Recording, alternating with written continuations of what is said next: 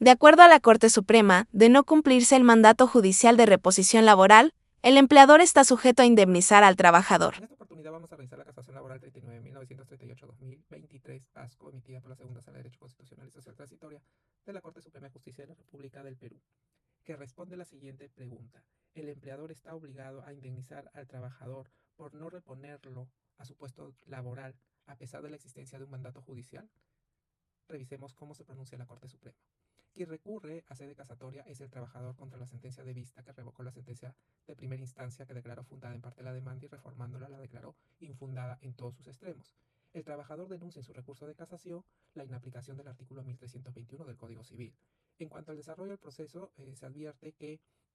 el trabajador solicitó el pago de una indemnización por daños y perjuicios que comprende tanto el lucro cesante y daño moral. También solicitó una indemnización por daños punitivos y también intereses legales, costas y costos del proceso, reconocimiento del pago de los honorarios de su abogado.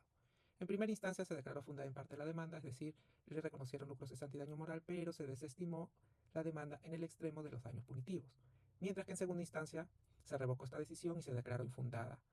en todos sus extremos la demanda. Ahora, en relación a la infracción normativa de carácter material que consiste en la inaplicación del artículo 1321 del Código Civil, esta norma señala expresamente que queda sujeto a la indemnización de daños y perjuicios quien no ejecuta sus obligaciones por dolo, culpa inexcusable o culpa leve. El resarcimiento por la inejecución de la obligación o por su cumplimiento parcial, tardío o defectuoso comprende tanto el daño emergente como el lucro cesante, en cuanto sean consecuencia inmediata y directa de tal inejecución. Finalmente, el último párrafo de dicha norma señala que si la inejecución o el cumplimiento parcial, tardío o defectuoso de la obligación obedecieran a culpa leve, el resarcimiento se limita al daño que podía preverse al tiempo en que ella fue contraída. La Corte Suprema precisa que la parte recurrente sustenta su causal en el hecho de la existencia de un expediente judicial que habría concluido con un reconocimiento de existencia de vínculo laboral a plazo indeterminado que tendría la calidad de cosa juzgada. Sin embargo, y a pesar de ello, la Sala Superior no tuvo en cuenta que la demandada no ejecutó su obligación de respetar su contrato de trabajo y relación laboral, por lo que al inejecutar su obligación está obligada a indemnizarlo. Es lo que se sostiene en el recurso de casación. En este punto, la Corte Suprema nos hace recordar que debe precisarse que la responsabilidad civil derivada de la inejecución de obligaciones existe la concurrencia de determinados presupuestos como son la existencia de una obligación jurídicamente exigible, la inejecución o cumplimiento defectuoso de dicha obligación, la producción de un daño cierto y por último la existencia de una relación de causalidad frente a la conducta antijurídica y el perjuicio ocasionado. La concurrencia de tales elementos determina la obligación de reparar los daños generados por el incumplimiento conforme a lo previsto en el artículo 1321 del Código Civil.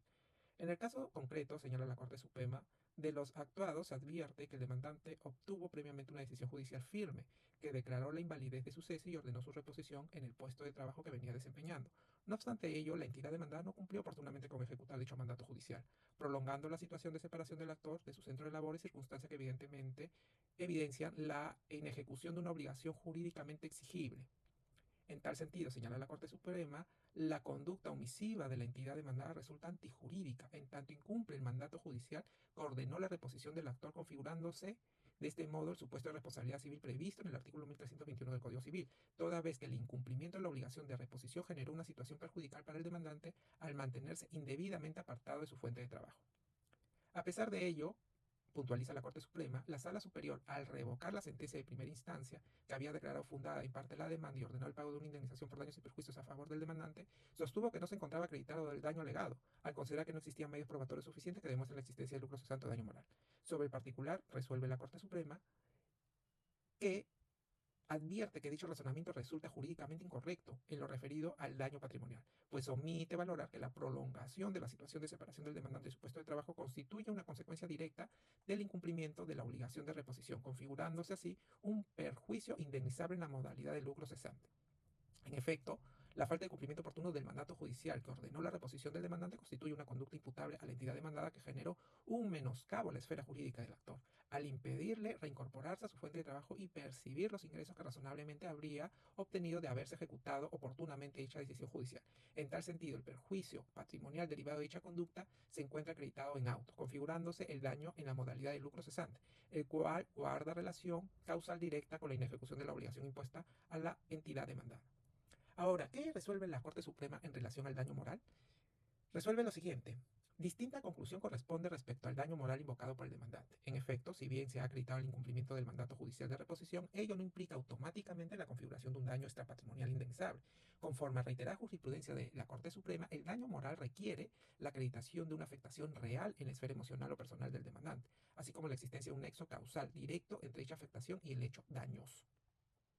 En el presente caso, sostiene la Corte Suprema, los medios probatorios aportados al proceso no generan convicción suficiente respecto a la existencia de una afectación moral directamente derivada del incumplimiento imputado a la entidad demandada, pues los documentos presentados no permiten establecer con claridad que el supuesto sufrimiento o afectación emocional alegada constituye una consecuencia inmediata y directa de la conducta omisiva de la demandada. En tal sentido, no se encuentra acreditado de manera suficiente el daño moral invocado.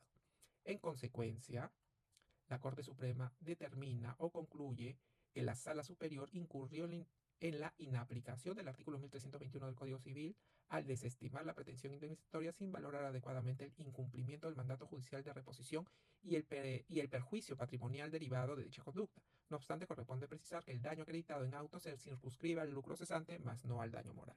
Por consiguiente, resolvieron declarar fundado en parte el recurso de casación interpuesto por el trabajador, casaron la sentencia y, actuando en sede de instancia, revocaron la sentencia de primera instancia en el extremo que declaró fundado el pago por daño moral y, reformándola, la declararon infundado y confirmaron lo demás que contiene, es decir, confirmaron el pago del lucro cesante. De esta sentencia entonces se verifica que efectivamente si el empleador no cumple con reponer al trabajador, aun cuando es una entidad del Estado, está sujeto a indemnizar por el perjuicio principalmente patrimonial que ocasiona el retardo de cumplimiento de un mandato judicial de reposición laboral. Saludos.